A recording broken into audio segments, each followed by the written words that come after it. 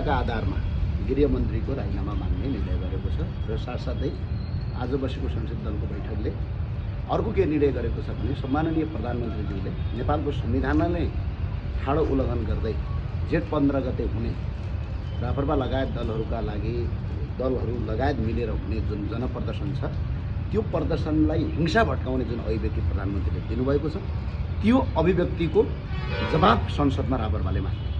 आज दुईटै निर्णय भएको छ। संसदमा राप्रपाले के छ?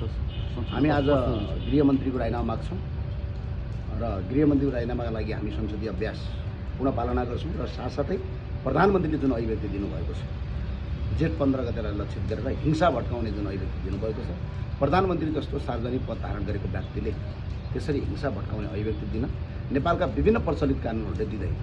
कतिसम्म कानुनी व्यवस्था छ भने यदि प्रधानमन्त्रीको कुर्सीमा बसेर त्यस्ता अभिव्यक्ति दिएको ठहरेमा 1 वर्षदेखि 5 वर्षसम्म कैदसम्मका पनि व्यवस्था नेपालका विभिन्न प्रचलित कानुनहरूले गरेका छन् भने त्यो कानुनको पालना गर्ने मुख्य व्यक्ति प्रधानमन्त्री हो। प्रधानमन्त्रीले स्वयं कानुनलाई उल्लङ्घन गर्नु भनेको राज्य विधिको शासनभन्दा बाहिर छ भन्ने एउटा देखिएको छ। त्यो भएर प्रधानमन्त्रीको पनि हामी जुन अभिव्यक्ति दिनुभएको छ त्यो अभिव्यक्तिमा हामी जवाफ माग्छौँ। गृहमन्त्रीको भिजिट भिसा प्रकरणमा जसरी अहिले नामहरू जोडिएको छ यो प्रकरणमा गृहमन्त्रीमा हामी राजीनामा माग्छौँ।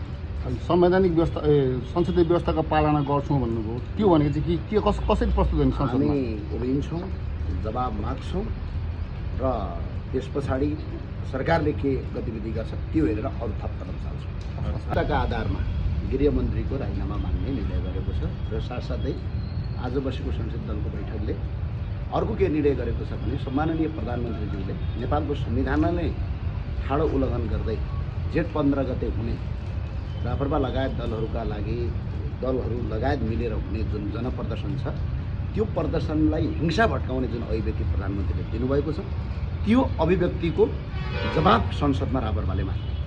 आज दुईटै निर्णय भएको छ। संसदमा राप्रपाले के छ?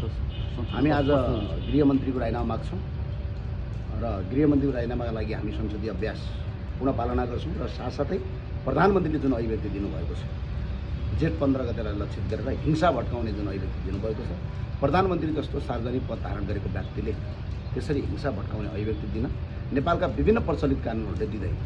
कतिसम्म कानुनी व्यवस्था छ भने यदि प्रधानमन्त्रीको कुर्सीमा बसेर त्यस्ता अभिव्यक्ति दिएको ठहरेमा 1 वर्षदेखि 5 वर्षसम्म कैदसम्मका पनि व्यवस्था नेपालका विभिन्न प्रचलित कानुनहरूले गरेका छन् भने त्यो कानुनको पालना गर्ने मुख्य व्यक्ति प्रधानमन्त्री हो। प्रधानमन्त्रीले स्वयं कानुनलाई उल्लङ्घन गर्नु भनेको राज्य विधिको शासनभन्दा बाहिर छ भन्ने एउटा देखिएको छ। त्यो भएर प्रधानमन्त्रीको